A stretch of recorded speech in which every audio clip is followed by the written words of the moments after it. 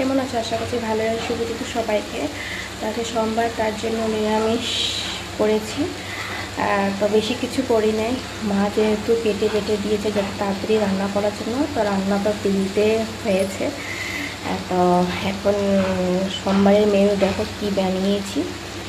এটা হলো পঞ্চরত্ন, 5টা সবজি দিয়ে, 5 প্রকারের সবজি দিয়ে পঞ্চরত্ন হয়েছে। এখন নামানোর সময় হয় নাই, তো নামানোর আগে এই ফ্রেশ ক্রিমটা দিয়ে দেব যাতে হোয়াইটও হয়।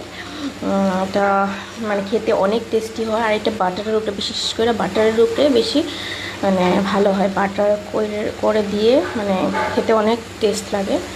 আর এখানে তো আছে শুক্তো, বাস আর কিছু না।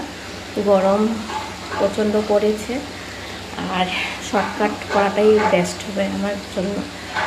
কেমন লাগলো? আশা করছি ভালোই লাগবে। তোমরা কমেন্টে বলবে। বাই বাই, টাটা, সুস্থ থাকো, ভালো থাকো।